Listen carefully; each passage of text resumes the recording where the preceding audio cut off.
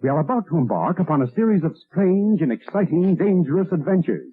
Adventures that will lead us to all parts of the world. Hello and welcome to another Bad Comic Review. This time we're looking at Detective Comics 1036. This is part 3 of The Neighborhood, written by Mariko Tamaki. Dan Mora did the art and cover, colors by Jordie Bellaire. Aditya Bidikar did the letters. Associate editor was Dave Walgos. Paul Kaminsky, editor. Ben Abernathy was the group editor. So Batman finds somebody that looks suspiciously like Sarah, but it turns out to be one of the Clayfaces. Now one of his neighbors happens to see him carrying this person into his apartment and thinks, oh my gosh, he's kidnapping women in one of the most elite neighborhoods in the city. So she calls the cops and they turn up nothing. So Batman has to take this individual out of there, and the Huntress shows up and points a crossbow at him for some reason, even though they work together fairly regular. And it turns out it's Lady Clayface. They have a little bit of confusion. Then they end up in the micro cave underneath the city and try and figure out what's going on. It looks like Lady Clayface may have seen the murder of Sarah, but is in no condition to help right now. Meanwhile, Mr. Worth is bothering the mayor and demanding answers, and Penguin is discovering that there's some sort of infection going on with certain people, including one of the mayor's people, and there may be another victim of the killer on the loose. The backup story is Huntress Part 2, Ex-Boyfriend, written by Mariko Tamaki, art by Clayton Henry, colors by Jordie Bellaire, letters by Aditya Bidikar, Dave Walgos, associate editor, Paul Kaminsky, editor. Huntress finds the ex-boyfriend and roughs him up, and of course he's a generic bad guy abuser type because they have to have that, and she dodges bullets because that's the thing you do. The art in the first story is okay, pretty well done. Batman looks good in costume. Like usual, I would say Dan Mora needs to work on faces, not in costume, because he seems to have problems with like chin lines, so everybody has like a weird face occasionally. It's not all the time, it's just a large portion of the time people's heads look weird. The story was okay. I didn't hate it, didn't love it, kind of indifferent on it. It's kind of bored actually. There's a few elements that just annoyed me, like Huntress saying nice place but no mansion. I get it, in front of Clayface. Why would you drop that kind of clue in front of a villain? That makes no sense whatsoever. But of course modern writers don't really understand the point of a secret identity, so they don't really get it. The Huntress backup story, the art's okay overall. You can tell there's some corner cutting because backgrounds are lacking in a few panels, but overall that one was okay. It's not great, it's not terrible. You can tell when an artist is cutting corners because there's just a solid wall of color for the background or a bunch of action lines, and it's done to distract you from the fact that they didn't bother to draw the background in.